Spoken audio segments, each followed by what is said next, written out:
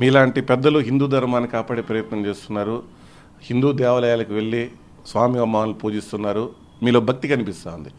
కొంతమంది మన హిందువుల్ని కించపరిచే విధంగా కొన్ని వీడియోలు చేస్తున్నారు. మీరు రీసెంట్గా చూస్తుంటారు, ఒక యూట్యూబర్గా అన్వేషణి మన రాష్ట్రంలో పుట్టిన వ్యక్తి బయట దేశం నుంచి ఒక వీడియో రిలీజ్ చేశాడు. మొత్తం హిందూ దేవుళ్ళని కించపరిచే విధంగా, ముఖ్యంగా సీతమ్మ తల్లిని కించపరిచే విధంగా ఆయన మాట్లాడడం జరిగింది. అంటే ఇలాంటి వ్యక్తులపైన ఎలాంటి చర్యలు తీసుకోవాలంటారు? మీలాంటి గొప్ప వ్యక్తులు ఉన్న ఈ ప్రాంతంలో అలాంటి వ్యక్తులు హిందూ మతాన్ని కించపరిస్తే మిగిలిన హిందువులందరూ అసలు వాళ్ళ ఆలోచించే విధానం ఏ విధంగా ఉంటుంది అనుకుంటారు? బేసిక్గా అండి, మన ఇండియా వెరీ సాఫ్ట్ కంట్రీ అండి. మన చట్టం చాలా సాఫ్ట్ అండి. మీరు ఇదే వెస్టర్న్ కంట్రీలో వెళ్ళిపోయి మీరు ఇలాంటివన్నీ మీరు చేయండి చూద్దాం, ఉండదు. ముఖ్యంగా ఒక ఇస్లాం కంట్రీ, అరబిక్ కంట్రీ, అక్కడ వెళ్ళిపోయి మీరు రిలీజన్ గురించి ఏదైనా మాట్లాడి చూద్దాం, కుదరదు. పనిష్మెంట్ సివియర్గా ఉంటుంది. బేసిక్గా ఇది ఒకటే కాదండి. ఈరోజు నేను చెప్తున్నాను కదా, చిన్న పిల్లలు 5 ఏళ్ళ అమ్మాయి 6 ఏళ్ళ అమ్మాయిని రేప్ చేస్తున్నారు, వాళ్ళకి ఒక బెయిల్ ఇస్తున్నారు, బయటకు వస్తున్నారు. What is that sir? ఎప్పుడు మారుతుంది సార్ ఇది? ముందు ఇండియాలో వచ్చేసి చట్టం మారండి. నాకు బిల్డింగ్ డెవలప్మెంట్ జరిగింది, ఫ్లైఓవర్ జరిగింది, అండర్ గ్రౌండ్ బ్రిడ్జ్ జరిగింది, ఇది కాదండి. ముందు ఫస్ట్ నేను చెప్పేది ప్రొటెక్షన్. నేను ఎప్పుడు చెప్తాను, ఎవరైతే ప్రొటెక్షన్ ఇస్తారో వాళ్ళని మీరు ప్రొటెక్ట్ చేయండి. అంటే ప్రొటెక్ట్ చేయండి అంటే వాళ్ళని గెలిపించండి, వాళ్ళు మనకు కావాలి. నెక్స్ట్ పీస్, అంటే ఓవరాల్గా అందరూ మనశ్శాంతిగా ఉండాలి, హ్యాపీగా ఉండాలి, తిరుగుతూ ఉండాలి. నెక్స్ట్ ప్రాస్పెరిటీ, అభివృద్ధి.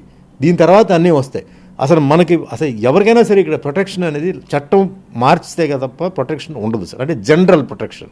రిలీజన్ వచ్చినప్పుడు మన హిందువులు మనం ఎంతోమంది ఉన్నాం, మన కస్టమ్స్ చాలా ఉన్నాయి, అన్నీ ఉన్నాయి, రకరకంగా ఉంటుంది. హిందువులా లేకపోతే బయట వాళ్ళకి తెలియదు, మన హిందువులనే కించపరిచే వాళ్ళు కూడా ఉన్నారు సార్. ఇది తప్పు, ఇది కరెక్ట్ అనేది అది వేరే. కానీ కించపరచడం, ఇప్పుడు మీరు అంటున్నారు సీతమ్మ తల్లిని కించపరిచి చేసేది, ఇది ఎంత పెద్ద ఒక ఇది. సరే, ఎందుకు ఇంతమంది సైలెంట్గా ఉన్నారు? ఎందుకు ప్రొటెస్ట్ చేయట్లేదు? మరి ఎక్కడ సనాతన ధర్మ గురించి డామ్ డూమ్ అంటున్నారు, హిందూయిజం గురించి డామ్ డూమ్ అంటున్నారు, వీళ్ళందరూ ఏం చేస్తున్నారు? ఇది పక్కన పెట్టండి. చట్టం, why is the law keeping quiet? అంటే వేరే మతానికి ఒక లా, మన హిందూకు ఒక లానా? సో చట్టం స్ట్రాంగ్ అవ్వాలి రిలీజియన్ మీద. ఎందుకంటే రిలీజియన్ మీద చాలా మర్డర్లు జరుగుతున్నాయి కొన్ని ప్లేసెస్లో, కర్ణాటకలో, తమిళనాడులో అంతా రిలీజియన్ పేరు పెట్టుకొని చేస్తున్నారు. అది నిజంగా రిలీజియన్ మీదనా రిలీజియన్ పేరును వాడుకుంటున్నారో తెలియదు. సో ముందు చట్టం మారాలి. ఇది అర్జెంటుగా సెంట్రల్ గవర్నమెంట్ అమల్లో తీసుకురావాలి. రిలీజియన్ మీద ఎవరైతే కించపరిచినా లేకపోతే ఏదైనా కొంచెం ఇలాంటి అన్నీ చేస్తే కఠిన శిక్ష, అది ఎవరని తెలుసుకొని, ముఖ్యంగా వచ్చేసి యూట్యూబ్లో కానీ వాటిలో కానీ చాలా వస్తున్నాయి. యూట్యూబ్లో చనిపోయినట్టు కూడా న్యూస్ వస్తుంది, చాలామంది ఎంతోమందిని అది చేస్తుంది. సో ఇది ముందు ఫస్ట్ కంట్రోల్ తీసుకురావాలి సార్. అలాంటి వ్యక్తుల వల్ల జనంలో ఒక ప్రభావం ఏర్పడుతుంది. అంటే అలాంటి యూట్యూబ్ లాంటిది క్యాన్సిల్ చేస్తే జనం కొద్దిగా ఆగ్రహాన్ని తగ్గించుకునే అవకాశం ఉంటుందంటారా? తప్పకుండా సార్. మీడియా అనేది very powerful source sir. Cinema అనేది ఇప్పుడు మేమంతా ఇప్పుడు మా పవర్ ఏంటంటే సినిమా మీద మేము కొన్ని విషయాలు మేము చెప్తే జనాలు డెఫినెట్లీగా దాన్ని యాక్సెప్ట్ చేస్తారు. చెప్పే విధానంలో చెప్తే యాక్సెప్ట్ చేస్తారు. జనాల్లో మార్పు తీసుకురావచ్చు, మేము తలుచుకుంటే అన్నీ చేయవచ్చు. అంటే in all media is very powerful. అందులో ఆర్టిస్ట్ యాడ్ అయ్యారంటే ఇంకా పవర్ఫుల్.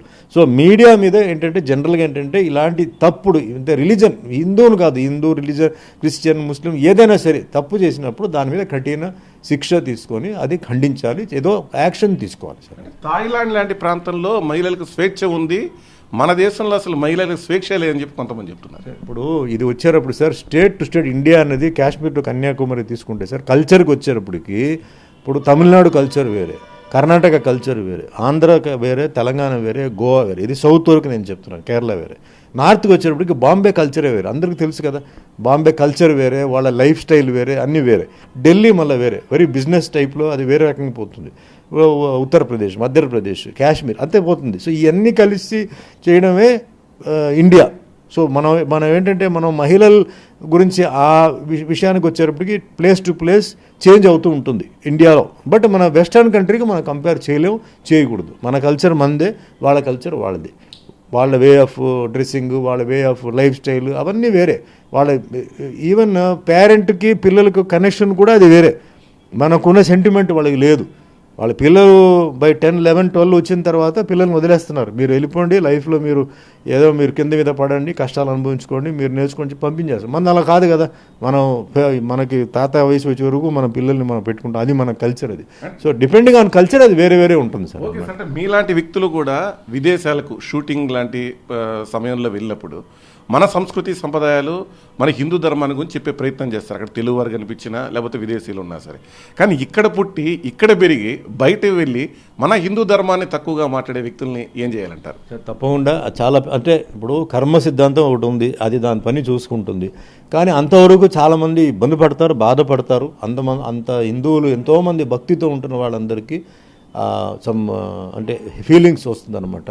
సో అది ఏ విధంగా ప్రజలు ముందు దానికి ప్రొటెస్ట్ చేయాలి సార్. మీరు నేను కూర్చొని మాట్లాడడం కాదు. నిజం అదే చెప్తున్నాను. ఇప్పుడు ఇంత మీరు స్పీచ్లు ఇస్తారు కదా హిందూయిజం గురించి, సనాతన ధర్మం గురించి, దాని గురించి చెప్తున్నారు కదా. మీరందరూ ముందుకు రండి. మీరందరూ వచ్చేసి మీరు ఎందుకు చేయరు, ఎందుకు కూర్చుంటున్నారు? మీరు ముందుకు రావాలి. అలాంటి వాళ్ళ మీద యాక్షన్ తీసుకోవాలి. వాళ్ళు ఎక్కడ ఉన్నా సరే వెతికి వాళ్ళని ఎట్లా వాళ్ళని పనిష్ చేయాలో, ఎట్లా వాళ్ళకి వార్నింగ్ ఇవ్వాలి. వాళ్ళ మనుషులు ఇక్కడ ఉంటారుగా, ఎవరో ఉంటారు కదా, వాళ్ళని మరి ఏదో ఒకటి మీరు పిలిచి వాళ్ళకి వార్నింగ్ ఇవ్వండి. ఇలా మళ్ళీ మీ వాళ్ళు ఇట్లా ఏదైనా మాట్లాడారంటే చాలా సీరియస్ యాక్షన్ తీసుకుంటారని చెప్పండి. సార్ తలుచుకుంటే మార్గం ఉంది sir. If there is a will there is a way అంటారు. అది ఎవరు చేసుకోవట్లేదు. అందరూ కామ్గా మన ఇంట్లో జరిగితే కదా మన నొప్పి ఏంటో తెలుస్తుంది. అవతల వాడి ఇంట్లో జరిగితే మాకేంటి, అలా ఉన్నారు అందరూ. ఏం చేయాలి?